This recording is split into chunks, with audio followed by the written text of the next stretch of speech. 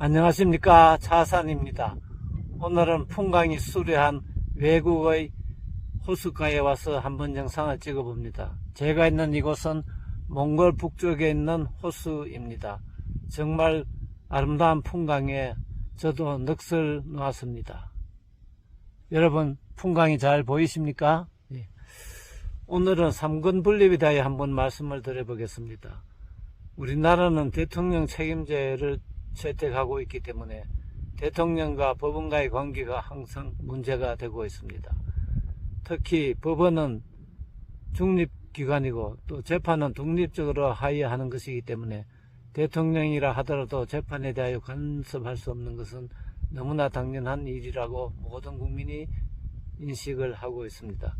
그렇지만 과거에는 그렇지 못한 사례도 많이 있었다는 것도 우리는 알고 있고, 이것이 지금부터 앞으로 많이 고쳐져야 한다는 것도 알고 있습니다.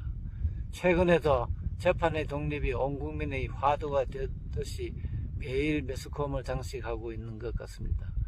이 점에 관련하여 세 가지 정도 에피소드를 한번 말씀을 드리겠습니다. 이승만 대통령 시절에도 이승만 대통령이 판결에 대하여 불복을 표시한 적이 있고, 김병효 대법원장께서 판결에 불복이 있으면 상소하여 다툴 일이지 언론에다 대고 뜯을 일은 아니라고 말씀하신 것이 지금도 전해지고 있습니다. 이승만 대통령도 어떻게 하면 법원과 좀 좋은 관계를 유지할 수 있을까 궁리를 하였는데, 참모진이 법원을 한번 방문하여서 판검사를 만나보라고 권유를 하였습니다.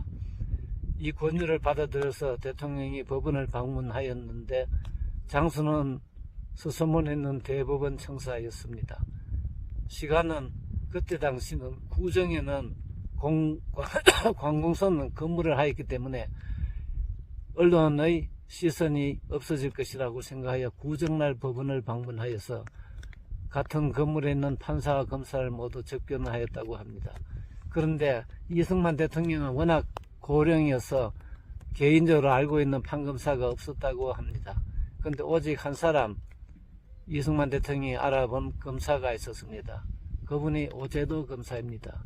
오제도 검사가 거의 마지막으로 인사를 하니까 이승만 대통령이 임자가 오 검사냐 하고 어깨를 툭툭 쳤다는 일화가 전해지고 있습니다.